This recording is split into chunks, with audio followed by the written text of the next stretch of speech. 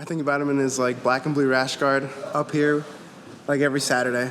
He was always here every Saturday. He always came in with his rash guard on, red shorts, and even in the wintertime, he would still be in like shorts, maybe a light jacket, but his red beanie, and he'd run in, take it off, be right on the mat, and good to go and start going. So definitely one of the things I remember. Every time he walked in, I was like, Mitchell's here. Yeah, and he was always like right on the mat, ready to drill, ready to go. I used to call him, excuse my language, I used to call him Young Pimp, just because when I saw him, I said, man, like, I was kind of envious of him. So I'm like, man, this guy, he's young, he's in here doing jiu-jitsu. I wish I was his age doing that. I wish I had it together like him.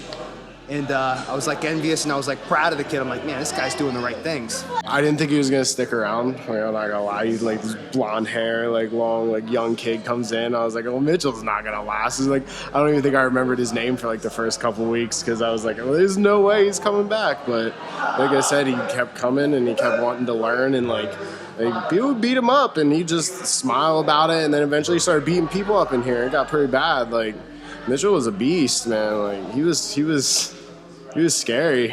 A lot of people come through here. I don't really get too attached to anybody right away because everybody just comes and goes, and the good ones stay. And Mitchell stayed, and he ended up being one of the hardest working kids in the room. At first I thought he was just kind of like a crazy like younger kid.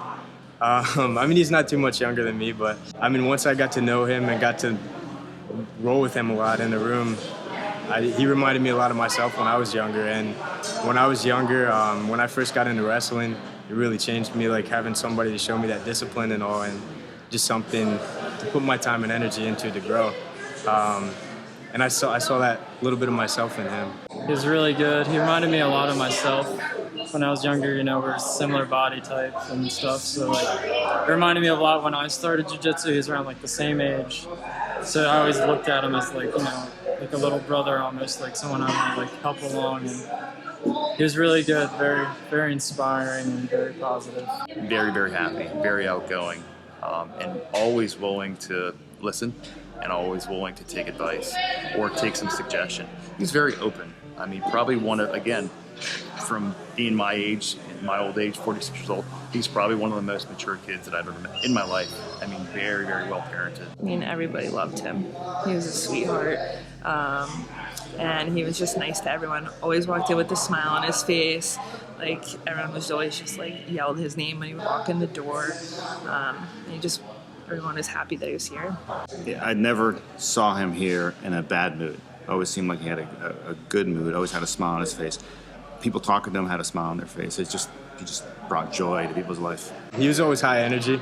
Like we could have like a really tough day drilling. We could roll 4 or 5 times. We could be like 5-10 minutes after the class was already over. And if I would go and ask him if he wanted to go one more, he would most all the time say yeah. And I always tried to plant them seeds, like just to work an extra little bit. And then over time, that little bit of extra work that he put in will show a lot better results than like all the other people who aren't doing it. He always caught on. Was more than happy to do it. Yeah, we always had crazy rolls. So we're both like long and lanky and super flexible, and so we would just like kind of roll around and get in like the craziest positions, the craziest things were happening. And we drilled together a lot. He was always just like super patient, super chill. Sneaky wrestler. I'm about 180 pounds. Mitchell might have been like 120-some pounds soaking wet. And he would pull these really sneaky wrestling moves on me, and I'd be like, how the heck did you do that? And he'd show me, and it was great. He'd show me after class. I always had something to learn from him. I'm 215 pounds, and he was probably 100 pounds less than me. He had no fear.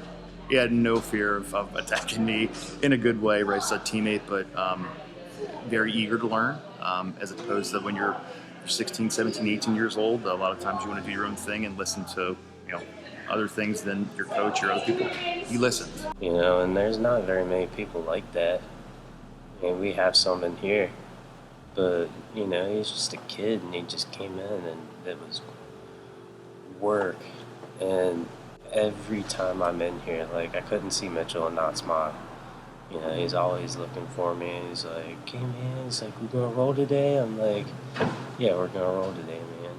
As young as he was, he had great mat maturity. So you knew he wasn't going to do anything unexpected. He might do something kind of to surprise you, but it was always calculated. It was always controlled. He would like jump on you and he'd like do cartwheels and like flip around, and it's just like watching him go. It was a lot of fun to work with him. He was one of my favorite training partners. There was this one time, we were rolling and we hit this really cool move, and he dead stopped, and he was like, "That was so awesome!" And that was my favorite memory with him. It was just every day. When I would come in for warm up, I would always look for his face, and I would sit beside him and kind of chat, just little banter, little jokes here and there, poke fun at him, whatever, mess around, joke. And then when we got to it, we just get to working hard. But it was always just those little experiences every day that I definitely cherish the most. He never really took anything to heart. If he was struggling in here, never took it to heart. He just, I don't know. He was never weird about drilling with me. Even though I'm a girl, guys in here kind of weird about it. He was whatever. He didn't care.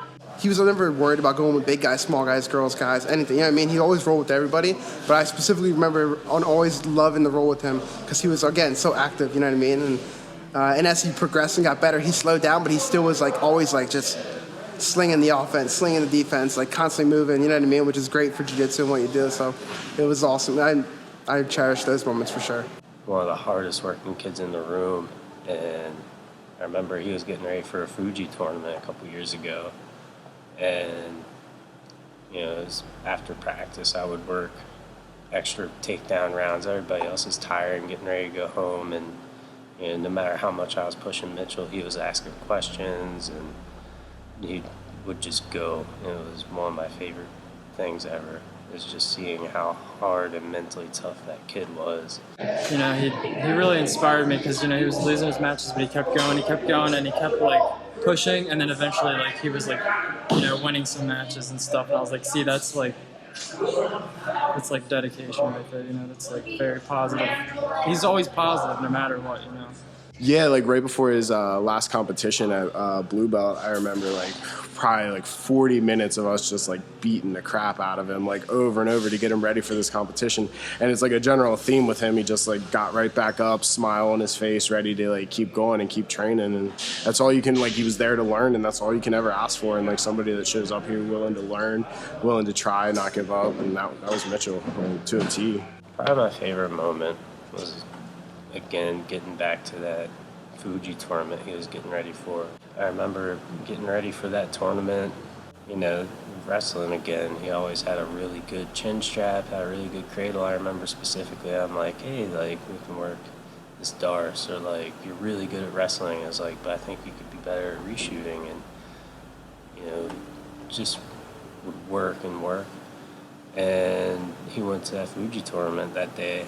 He ended up trying a kid, and he took gold. I remember just being super proud of him. And then, he just kept showing up, and he got his blue belt.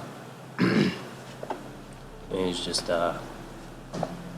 he's getting really good. He was a handful. Not the biggest, most physically imposing guy in the room, but real scrambly. Always wanted to get better, always ask questions. And it showed, it really showed on the mat.